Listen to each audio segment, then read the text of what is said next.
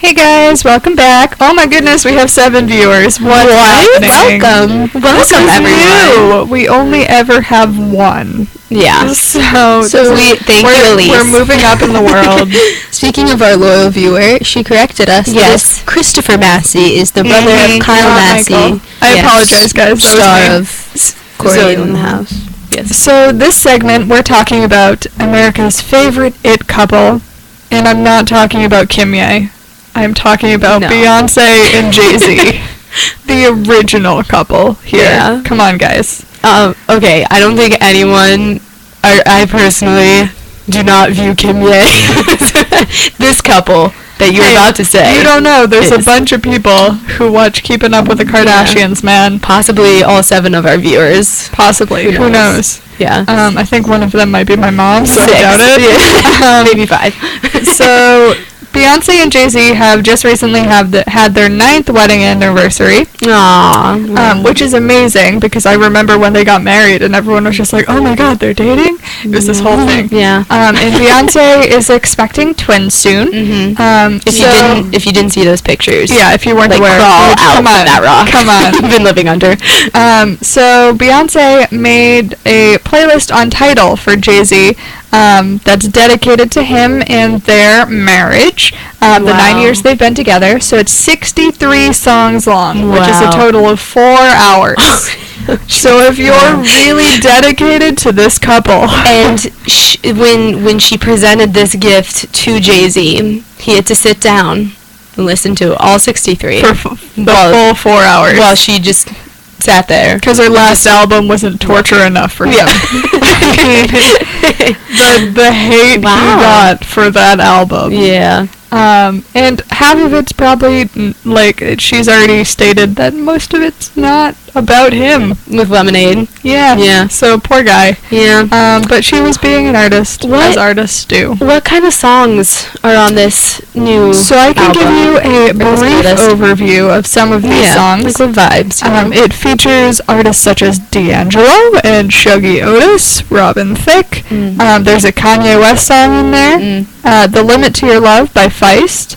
Retrograde by James Blake. There's some Michael Jackson, Calvin Harris, Frank Ocean. So it's really a mix of different artists. There's really no kind of set theme to the playlist. And the rest of the songs are by Beyonce. Yes. There's some Frank Sinatra, John Coltrane, Aretha Franklin. That's a good mix, man. Yeah, and then you have Bob Marley and Radiohead on there too. So it's really kind of just all over the place with the different artists that are on there. Obviously, we can't go through all of them because there's 63. I mean, we could, but we hate that. There's an article on it.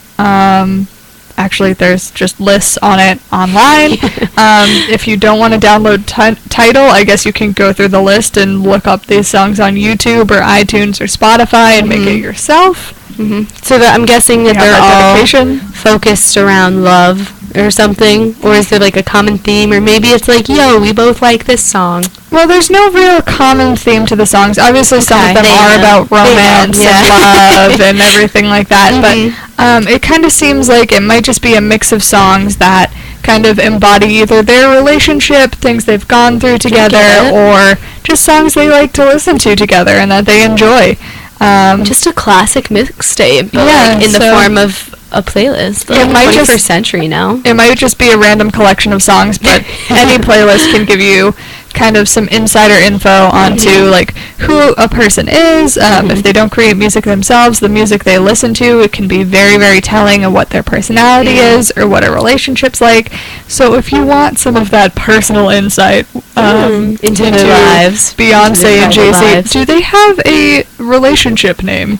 Is there a name for Beyonce and Jay-Z? No, they don't need one. I feel like they're so iconic by themselves that you can't.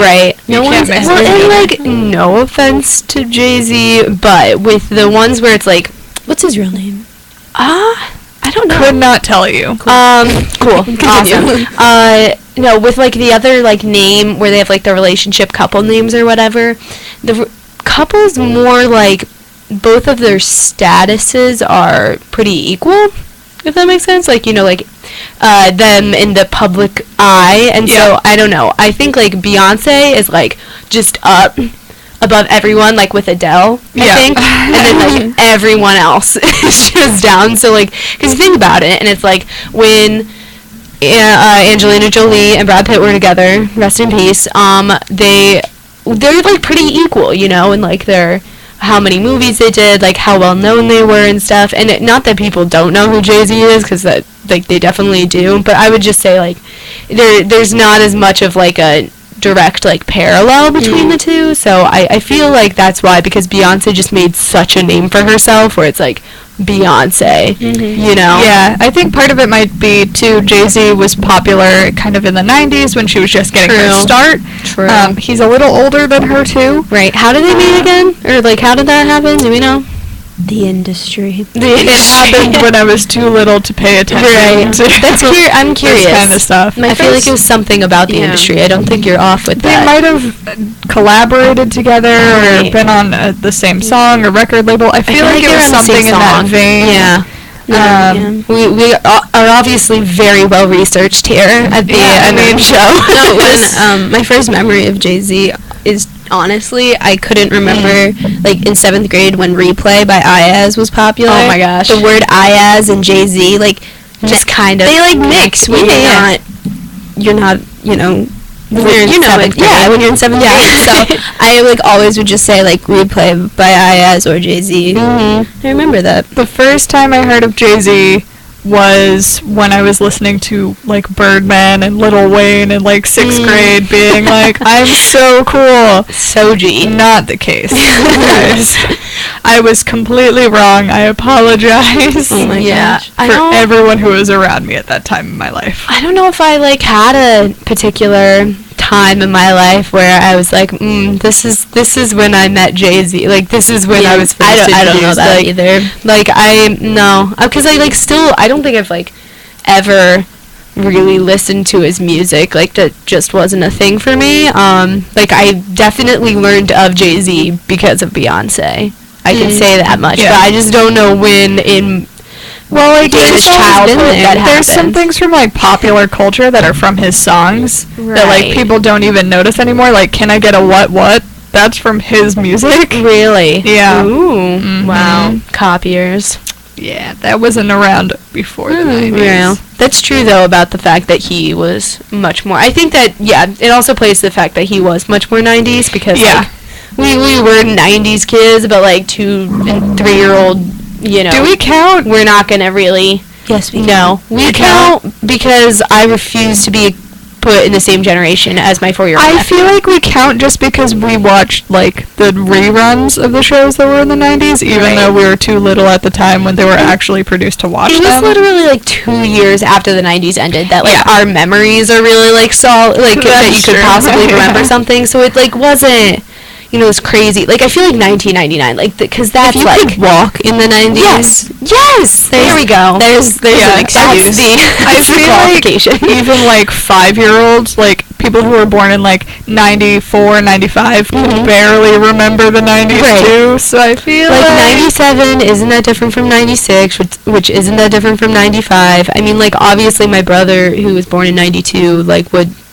you know, like, he was much more of a 90s kid than I was, and my sister was born in 87, so, like, she was definitely, like, a 90s kid, but, like, my whole thing is that I'm, like, I am part of that generation because I did exist in the 2 millenniums, like, that, you know, like, you're a millennial because you were alive in the 1900s and you were alive in the 2000s. I just feel like it doesn't make sense to group us with, like, people who are in the 2000s because it's a totally different century. Yeah, we were only born, like, 3 days before.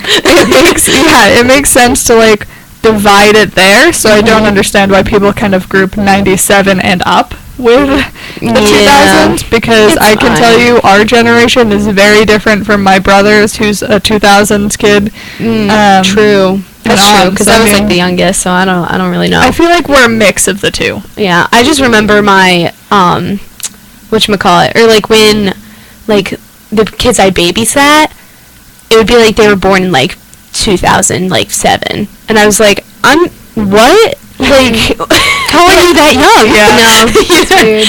You know, so stuff like that happened. Or, like, when we graduated high school, the freshmen in our schools were born in 2000s. Like, they weren't 90s kids anymore. Definitely. So it's just like, you know, we're like definitely not better here though, you know. Not at all. No. We're definitely very accepting of where our generation lies, but yeah.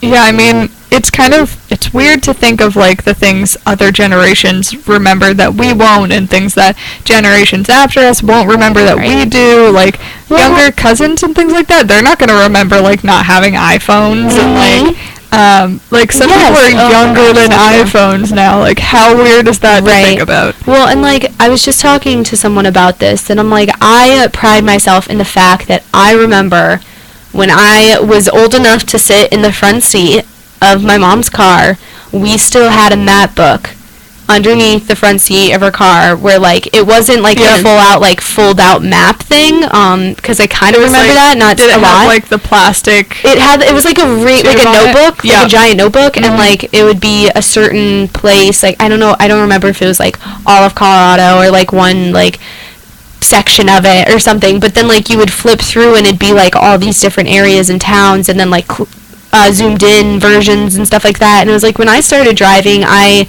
had to print off stuff online and use that as, like, my map.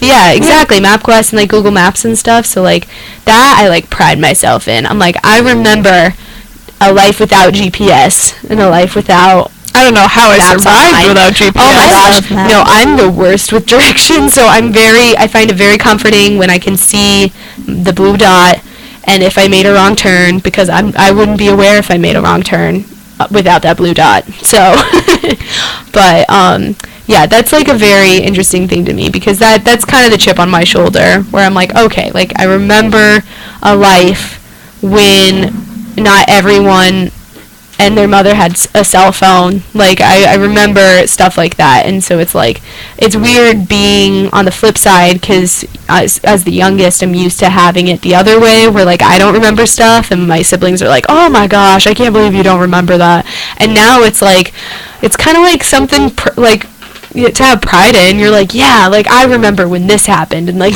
those guys can't say they remembered that, but... So speaking of directions, going back to that little thing there, we're going to find our way back to the playlist. Wow. And we're going to play one or two songs for you guys, and then we'll be back with Song of the Week. See you later.